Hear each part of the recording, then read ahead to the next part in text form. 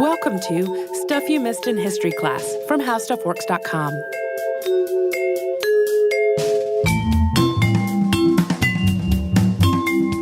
Hello and welcome to the podcast. I'm Tracy V. Wilson. And I'm Holly Fry. Today we are going to talk about the Bisbee Deportation. This was a 1917 incident that has elements of a labor strike and a wartime hysteria and a vigilante mob and a mass propaganda effort, and that's all rolled into one. It took place in Bisbee, Arizona, which is southeast of Tucson and close to the United States border with Mexico. And it was part of a series of labor disputes in Arizona's mining industry during World War I that led to a loss of about 100 million pounds of copper. It was also part of an ongoing series of deportations and arrests and even murders that targeted members of the International Workers of the World, also known as the Wobblies. There was a lot going on here. As I got into this podcast outline, I began wishing that we had already done episodes on a number of people and organizations and events in it, because that would have been helpful. But sadly, we do not already have episodes on the Wobblies and the entire mining industry of Arizona, etc. Well, this is the start, and then you never know where we'll go from here. The city of Bisbee dates back to the Apache Wars, which were an ongoing series of armed conflicts between the United States and various Apache tribes and nations in the American Southwest. In 1877, the U.S. Army was searching the mountains of Arizona Territory for hostile groups of Apache. A civilian tracker who was working with them spotted signs of minerals, which led to the area's first mining claim. Bisbee grew rapidly from there thanks to the presence of lead, silver, gold, and especially copper. By the turn of the 20th century, more than 20,000 people lived in Bisbee and the communities immediately adjacent to it. 3 companies had mines in the immediate area, and together these mines employed about 5,000 people. By far the largest of these companies was Phelps Dodge, which produced 63% of the region's copper and owned the area's most productive mine, which was the Copper Queen. Shattuck Dean Mining Company and the Calumet and Arizona mine ran much smaller mining operations in the area as well. Phelps Dodge also owned a lot of the town, including the hospital, the newspaper, the only department store, and the library. The town's YMCA and YWCA had been established at the behest of James Douglas, who was president of the Copper Queen mine. There were also businesses that weren't owned by or affiliated with Phelps Dodge, but they all knew that they had to stay on the company's good side to remain afloat. So this starts to sound like a really stereotypical company town. In a lot of ways, it was. But it wasn't quite as exploitive as most of the company towns that have come up on the show before. The mining companies did plan out the neighborhoods, and they segregated the workforce by race and ethnicity in those neighborhoods, but a lot of people living there actually owned their homes. Phelps Dodge ran a company store, but overall its prices were comparable with other normal stores. It wasn't a case of the company paying miners in scrip that could only be used at the company store and then inflating the prices there so much that the workers were always in debt to the company. So none of this, though, was because Phelps Dodge or the rest of the mining companies were particularly benevolent. It was because they wanted to attract men with families to work in the mines with the hope of reducing turnover in their labor force. The idea was that if men brought their families to this nice place to live that had lots of amenities, then they wouldn't have to keep retraining and finding new workers. Yeah, it's all a business decision. So overall, Bisbee had a reputation as a pretty good place to live and work, especially for white miners. It had long had a reputation as a, quote, white man's camp. At first, that had meant that Chinese workers were excluded, but it gradually shifted to mean that the white miners got the most desirable and highest paying jobs. The pay overall was toward the top end of the range for the industry, and all those amenities that Phelps Dodge was paying for didn't always exist at other mining towns and camps. But at the same time, the situation was tense in Bisbee in 1917. Bisbee was very close to the border with Mexico, where the Mexican Revolution had started in 1910 and was still ongoing. In addition to the war going on just across the border, Mexican revolutionary Pancho Villa had attacked Columbus, New Mexico, which was roughly 200 miles or 321 kilometers away on March 9th of 1916. 19 people had been killed, and much of Columbus burned to the ground, and other communities near the border were afraid that something similar might happen to them. World War I added another layer to this fear. In January of 1917, British cryptographers deciphered a telegram from German Foreign Minister Arthur Zimmermann, which promised that Germany would return Arizona, New Mexico, and Texas to Mexico if Mexico joined the war on the side of Germany. These states had all previously been a part of Mexico, and Texas had declared its independence from Mexico in 1836, and the territory that would become Arizona and New Mexico, along with most of the rest of the American West and Southwest, was ceded to the United States in 1848 at the end of the Mexican-American War. Britain presented this telegram, known as the Zimmermann telegram, to the United States on February 24th, and by March it had been printed in newspapers. It wasn't very long after that the United States actually entered the war. So now, on top of being worried that the Mexican Revolution might spill over into the United States, people living near the border were worried that Mexico would wind up as allies of Germany and attack the United States directly. And yet another source of tension in Bisbee in 1917 was a general nationwide trend towards xenophobia and nativism. On February 5th, Congress passed the Immigration Act of 1917, overriding a veto by President Woodrow Wilson. We haven't talked about this particular piece of legislation on the show before because most of the time it was superseded by other laws that were more relevant to the subject at hand. But at the time, it was the strictest immigration law the country had seen. Before the Chinese Exclusion Act of 1882, the United States had no federal laws restricting immigration. If you could get here, you could stay. The Immigration Act of 1917 built on the Chinese Exclusion Act, along with other immigration laws and practices that had been put in place in the intervening years.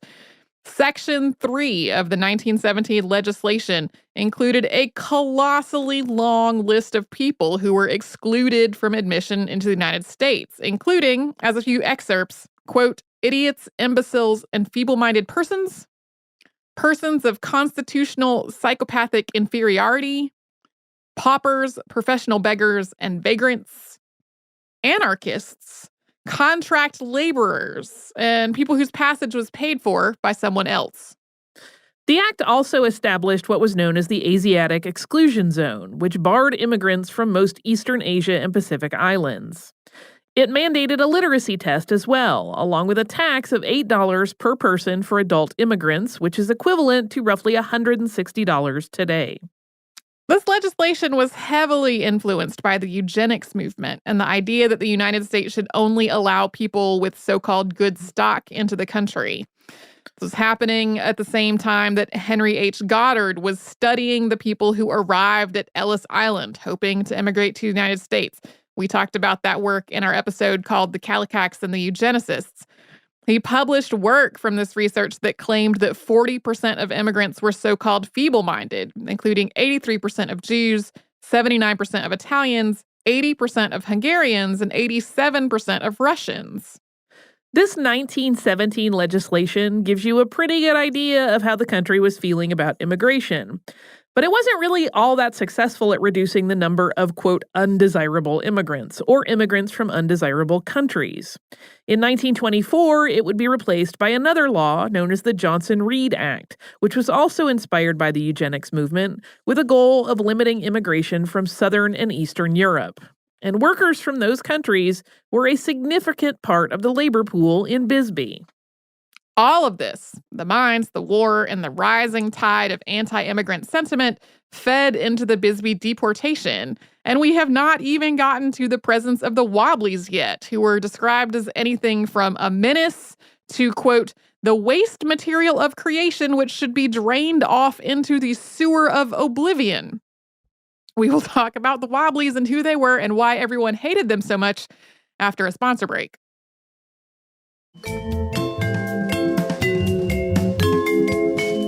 By 1917, there were two major unions representing miners in Bisbee, Arizona, and those two organizations were really tangled up in one another's histories.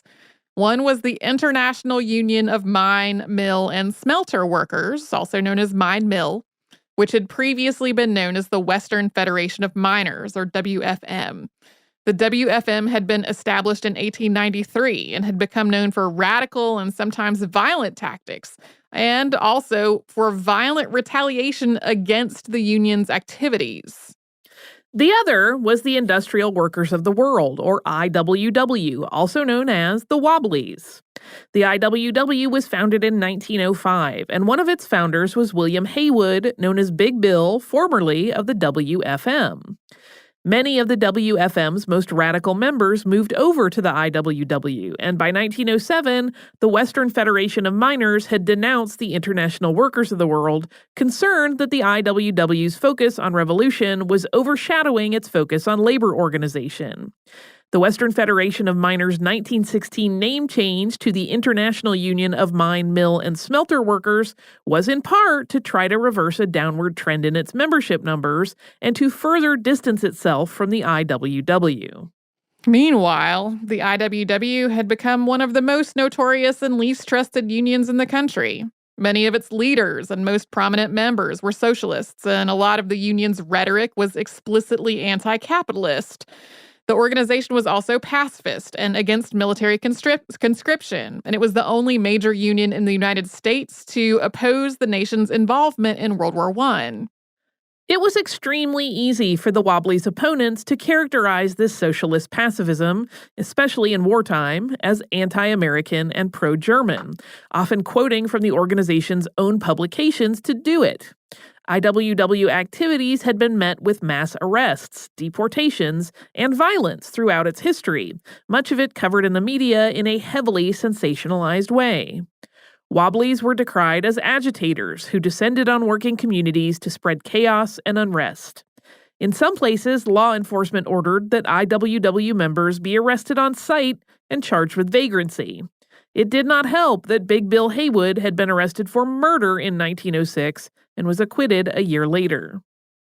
The mine mill union's work in Arizona went back decades, long before that name change, including an attempt to unionize the mines in 1906 and 1907. That effort involved the work of Mary Harris Jones, also known as Mother Jones, and it led to the mass firing of about 1,000 workers. Like in pretty much every industry, the whole history of unionizing was very long and complicated and full of a lot of violence and firings.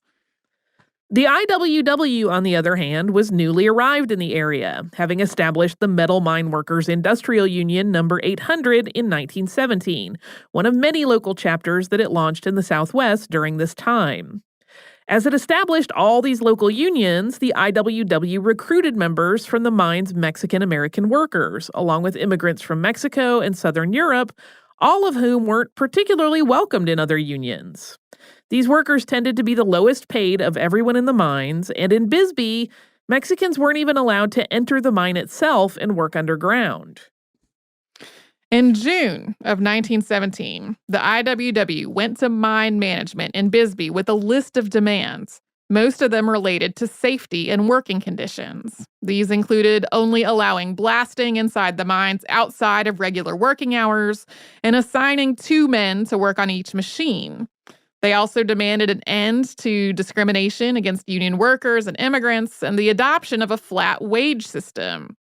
The mine workers at the time were being paid based on the price of copper, which meant that their pay rates rose and fell over time. And the price of copper had skyrocketed thanks to the war, going from 13 cents to 37 cents a pound. But the workers who had gotten a raise in their pay thanks to that had not really felt a corresponding increase in their standard of living, because the same factors that were causing the price of copper to go up also caused a whole lot of inflation in the area where the mines were. So in a lot of cases, everything was so much more expensive that they felt like they were taking home less money. In some industries, management had made concessions to unions and workers to keep production going during the war. But management in the Bisbee mines denied all of the IWW's demands, also citing the war as a reason for turning them down. So this flat-out denial became its own grievance because the mine workers as a group felt like they didn't have a way of making their voices heard or influencing their own working conditions. The president's mediation commission that was convened after this whole incident actually pinpointed this as the root of the whole thing. In their report, they said, quote, "The crux of the conflict was the insistence of the men that the right and the power to obtain just treatment were in themselves basic conditions of employment, and that they should not be compelled to depend for such just treatment on the benevolence or uncontrolled will of the employers." On June 26th, the IWW called for a strike, although this wasn't actually put to a vote by any of the union's membership. Even so, thousands of workers stayed off the job the next day, either refusing to report to their own jobs or refusing to work as strikebreakers. Meanwhile, the secretary of the mine mill union encouraged strikebreaking, saying that anyone who crossed the picket line wasn't a scab because it wasn't really a legal strike. Sheriff Harry Wheeler also asked for help from federal and state authorities, but was denied because it seemed like a simple labor dispute that was proceeding peacefully. As the strike progressed over the next couple of weeks, two organizations sprung up in town to oppose it. One was the Workmen's Loyalty League, which was made up of mine workers who were opposed to the strike. The other was the Citizens Protective League, or CPL.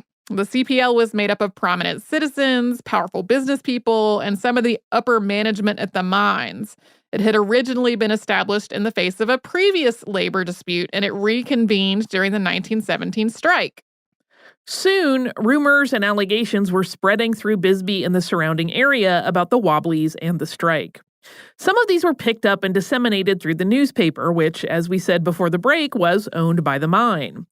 People alleged that German infiltrators had made their way into the IWW and that the strike was intended to weaken the United States during the war or possibly sabotage the entire copper industry. They also reported that the IWW was planning to disrupt the city's Independence Day festivities, with the Loyalty League marching in a parade on the 4th to prove them wrong. Sheriff Wheeler started deputizing citizens of Bisbee during all of this, and eventually more than 1,000 people had been made temporary deputies. Most of them were members of the CPL. Even with these 1,000 additional untrained law enforcement people on the scene, everything was still proceeding peacefully, though. There were heated arguments, but there was no actual violence. On July 11th, Wheeler released a statement calling for the deportation of everyone involved in the strike, accusing them of treason and vagrancy and encouraging women and children to stay indoors. A very similar deportation had happened in Jerome, Arizona just a day earlier, but on a much smaller scale. After the IWW called for a strike in Jerome's mines, workers stayed off the job. The sheriff had 4 IWW leaders arrested and issued an order for all Wobblies to leave town within 12 hours. At 2 a.m. on July 12th, calls started going out to the deputized members of the Citizens Protective League, and this included calls to people living in Douglas, which was another border town about 30 miles or 48 kilometers away. By 5 a.m., they had gathered about 2,000 deputies, all of them wearing white armbands to distinguish themselves from the Wobblies and the striking workers. Law enforcement didn't contact the governor, the federal government, the military, or anyone else to ask for aid or explain what was going on. This vigilante mob seized the telegraph station to try to censor any outgoing communications about what was happening.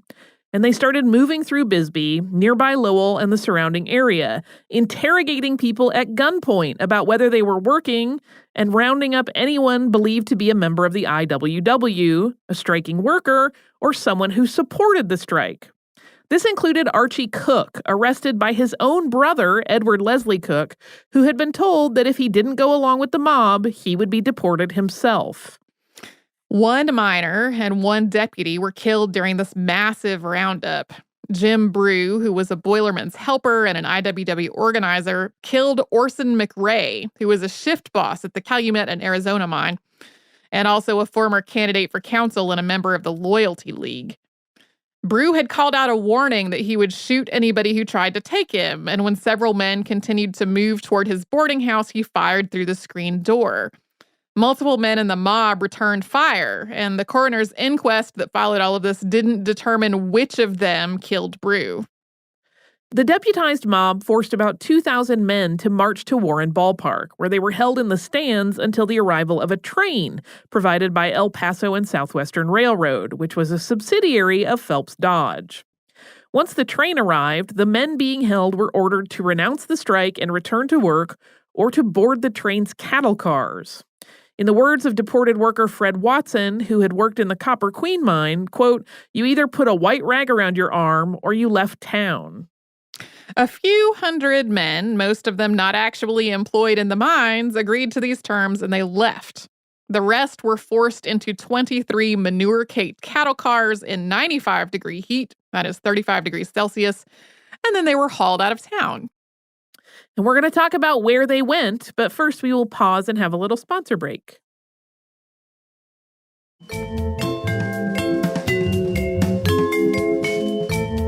After leaving Bisbee, Arizona, the train, carrying about 1,200 men under armed guard, traveled 16 hours east to Columbus, New Mexico, home of Camp Furlong. The hope was to leave the deported men there. The people who would arrange this whole deportation had not really thought it through. Camp Furlong did not have enough food or the necessary hygiene facilities to just absorb so many people. So the train turned back west and stopped in Hermanas, New Mexico, where the men spent the night in the cattle cars. They had very little in the way of food, water, and protection from the elements until troops arrived on July 14th and escorted them back to Columbus. This time, the Army provided them with rations and water and tasked some of them with digging latrines, also telling them they were all free to go. They set up what was essentially a refugee camp where many of them stayed for months. Back in Bisbee, the town placed armed guards on all the roads to keep the deported workers from coming back. The city also established a kangaroo court, which continued to try and deport hundreds of people for vagrancy and other charges, most of which were pretty flimsy at best, over the next couple of months. They threatened the people that continued to be deported with lynching if they returned. Some of the men in the refugee camp got legal advice from attorney W.B. Cleary, who wrote a statement saying that they would return to work if President Woodrow Wilson nationalized the mines and provided a military escort back to Bisbee for them. But other than that, they were essentially stuck. Although they were free to go, where most of them wanted to go was home, back to Bisbee, where many of them had families and children. But Bisbee would not take them. About 200 men did leave the camp on August 5th, and most of them made their way to other cities and towns. And afterward, the Army conducted a census of everyone who was left. They found that there was no truth at all to the idea that the Wobblies had been infiltrated by huge numbers of Germans. Of the nearly 900 men left in camp, only about 20 were German. Most of the deported men were immigrants, but 167 described themselves as Americans. There were also 229 Mexicans, 179 immigrants from various parts of the Balkans, 67 Irish, and 32 British, along with smaller numbers of people from a very long list of other countries. Almost 800 of the men in the camp said that they owned property. At first, public opinion was in favor of all of this, particularly in mining communities. A publication from the Arizona chapter of the American Mining Congress, published not long after, describes it as an accomplishment, praising the sheriff and citizens of the county for, quote, removing 1,192 enemies of the government, disloyal citizens from the state, a proceeding probably without precedent in the history of the country in point of the number of men handled and the celerity and thoroughness with which the work was accomplished. But at the same time, various people and organizations were trying to negotiate with the mines in the city of Bisbee. One of these was former Arizona Governor George W.P. Hunt, who had been a big supporter of organized labor throughout his time in office. A disputed 1916 election had gone to his opponent, Thomas E. Campbell, by order of the Arizona Supreme Court. Another court decision would eventually put Hunt back in office. But in the meantime, he was acting as a mediator in the Bisbee dispute, along with other labor disputes that were going on in Arizona. This was part of a whole lot of strikes and disputes, especially in the mining industry. He was doing this at the request of President Wilson. The Arizona Federation of Labor also contacted President Wilson in August to ask for help for the deported miners. But Wilson was reluctant to take action. He'd been close friends with Cleveland Dodge of Phelps Dodge Mining Company for years. When the Arizona Federation of Labor made its request, Wilson replied that he was, quote, loath to believe that genuine representatives of the Federation of Labor would send me a message containing so unjust and offensive an intimation. I'm just going to say it was not unjust and offensive. It was correct. Hunt later sent Wilson a full report of what had happened, and he sent a copy to the Department of Labor as well. And in this report, he pointed out that a lot of the people involved were still stuck in Columbus because all they wanted was just to go home and have their basic rights restored. After receiving Hunt's report, Wilson established a mediation commission to investigate what had happened and advise on a resolution. Felix Frankfurter, the Assistant Secretary of Labor, was one of its members. As the commission was conducting its investigation, the governor instructed the Citizens Protective League to disband their kangaroo court and put the city back into normal operations. The Mediation Commission released its report in October, and the report found that the Bisbee deportation had been illegal and that no one could substantiate their claims that the Wobblies and the mines had been infiltrated by Germans. They also noted that nobody who made that claim could even really say where they had come by that information in the first place. Instead, the commission found that the deportations were motivated by fear, not by actual danger. To quote from the report, the plan for the deportation and its execution are attributable to the belief in the minds of those who engineered it that violence was contemplated by the strikers and sympathizers with the strikers who had come into the district from without, that life and property would be insecure unless such deportation was undertaken, and that the state was without the necessary armed force to prevent such anticipated violence and to safeguard life and property within the district. This belief has no justification in the evidence in support of it presented by the parties who harbored it. The report also strongly criticized the use of repressive tactics to deal with such labor unrest, calling it, quote, the source of much bitterness, turns radical labor leaders into martyrs, thus increasing their following, and worst of all, in the minds of the workers, tends to implicate the government as a partisan in the economic conflict. Later on, the document continued, quote, too often there is a glaring inconsistency between our democratic purposes in this war abroad and the autocratic conduct of some of those guiding the industry at home. This inconsistency is emphasized by episodes such as the Bisbee deportations. In the aftermath of the deportation, the Department of Justice ordered the arrests of 21 Phelps Dodge executives and several local leaders of Bisbee.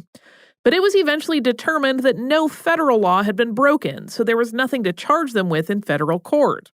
The first federal interstate kidnapping law was the Lindbergh Law, which was not passed until 1932, after the kidnapping and murder of Charles Lindbergh's son. Yeah, if there had been a federal kidnapping law before these deportations, it clearly would have applied because the men were literally forced into a train and then taken across state lines. Even though no federal charges could be filed, the Department of Justice recommended that Arizona prosecute any violations of state law. Several of the men had also been drafted while they were stuck in that refugee camp, which meant that the deportation had run afoul of the selective draft law. So the Department of Justice advised Arizona to pass that part along to the Secretary of State. The Department of Justice also advised that the aspects of the deportation that interfered with interstate communication, like taking over the telegraph office, be directed to the Interstate Commerce Commission. In 1919 and 1920, thousands of documents were filed in Cochise County Superior Court in the case of State of Arizona versus Phelps Dodge Corporation, which also named 224 individual men as defendants. But only one of these ever came to trial, H.E. Wooten, who owned a hardware store. It's not really clear why, out of everyone, Wooten was the only person who was tried, but he was ultimately acquitted. His defense was that he was following the, quote, law of necessity. And here is how the jury foreman described it afterward. Quote, "The verdict of the jury is a vindication of the deportation, if not in the legal sense, at least in the moral sense. No man could listen to the evidence adduced during the trial without feeling that the people of Bisbee were in imminent danger, and that if their fears were ungrounded, yet they were apparently real and pressing. The essence of the law of necessity, as explained and laid down to the jury by Judge Patee, is that it protects a man in his invasion of the rights of others when his fear for his own safety or welfare is great enough to force him to a drastic step. That this fear does not have to be a fear of really existent dangers, but only of apparent danger when the appearance of that danger is so compelling as to be real to him that views it." I feel like this is still a defense we see in use all the time. Oh, yes.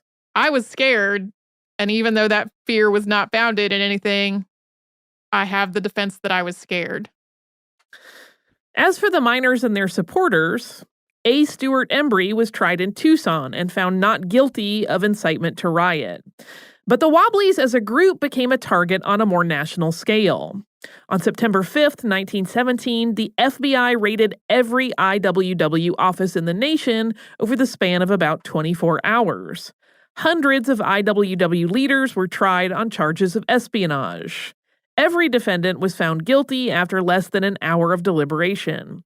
The District Attorney of Philadelphia called these raids and the trial that followed as undertaken, quote, "very largely to put the IWW out of business." Some joined the military or found work in mines in other cities, but many of them found themselves cut off from their homes and their property in Bisbee with really nowhere else to go. The labor dispute and the commission's report did lead to a few changes in Bisbee's mines. The 3 mine superintendents all set up official grievance procedures and got rid of the physical exam requirement. Wages in Bisbee's mines also rose by about 50% in 1918. This turned out to be temporary, though. The mining industry in Bisbee started to suffer with a shift toward pit mining.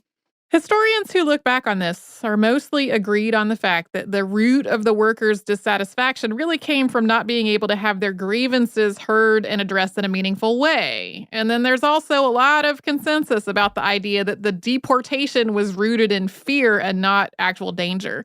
But there is still debate about which fear had the greatest part of it.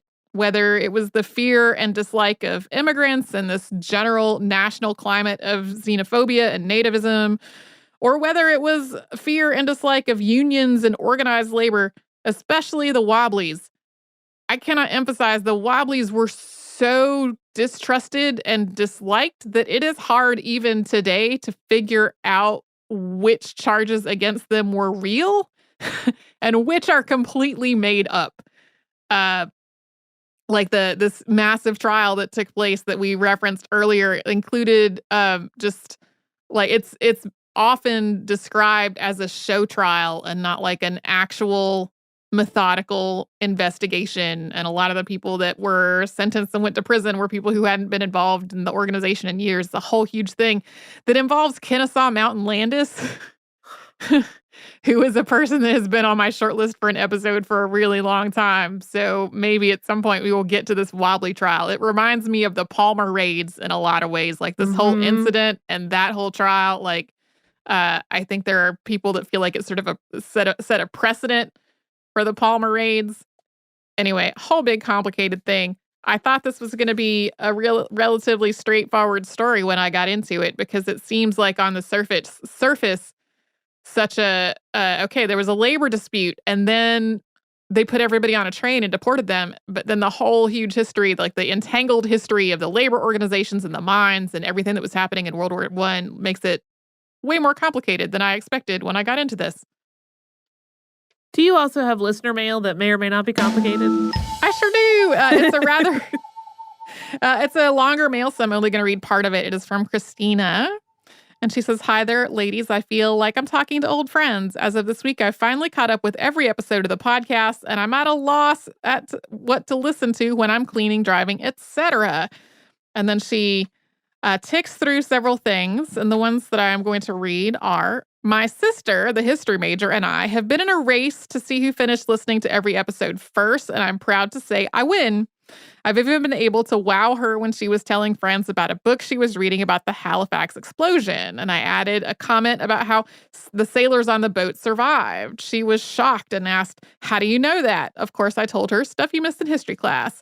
Apparently, she missed that episode. On a side note, did you know that due to the Halifax explosion, that bay is the most heavily scanned, down to the square meter, and explosion experts still use it as a reference for training.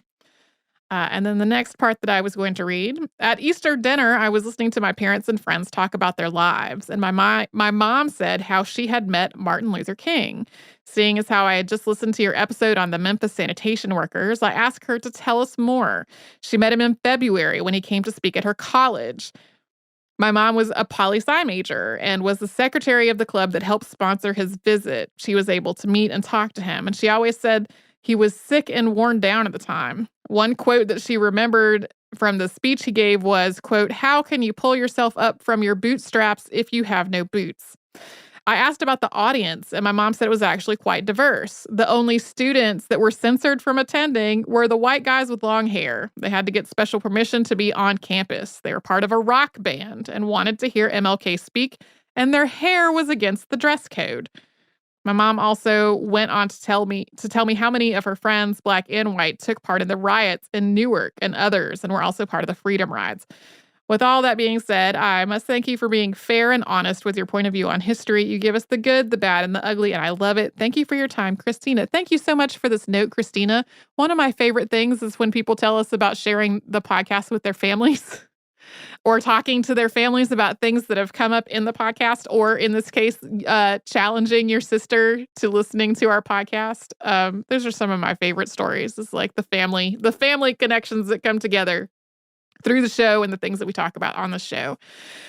If you would like to write to us about this or any other podcast, we're at historypodcast@howstuffworks.com. And then we are also at Missed in History all over social media. That's our Facebook and our Twitter and our Pinterest and our Instagram. You can come to our website, which is missedinhistory.com, and you will find show notes for all the episodes Holly and I have worked on together. You will find a whole bunch of sources for this episode. So if you're wondering about any of the particular things that we made a brief reference to, you will find lots of other information on that there. You will also find a searchable archive of any episode ever. And you can also find and subscribe to our podcast at Apple Podcast, Google Play, and wherever else you get podcasts.